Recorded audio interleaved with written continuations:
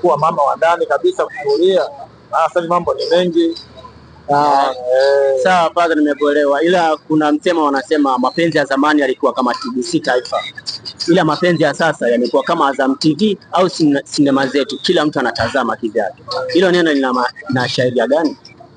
Hili neno linafanya kazi kwa wakati huu kwa sababu ni ile kukurupuka. Sawa, wanaoana watu kwa kukurupuka, hasa huko vioni, huko wanakutana, binti ametoka wapi wao wakishapendana wanajua tu kupendana ndio hivyo, lakini lengo la maisha ni lingine. Unaona, kwa huo msemo wanaona kama unafanya kazi, lakini haitakiwi hivyo, mara TBC mara Taifa mara Azam. Hapana, maisha mapenzi hayataki hivyo. Maisha mapenzi ni kujipanga.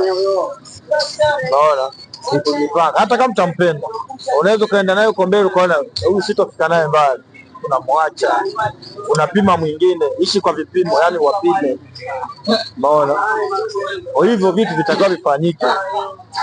Basi kwanza nimekuelewa bwana. Leo nilikupa kijiweni, basi haya hapa napiga story 2-3 na wana nini wadau. Nilikutana na Fazla hapa, amenipa hoja 2-3 kuhusu mapenzi ya zamani ya sasa.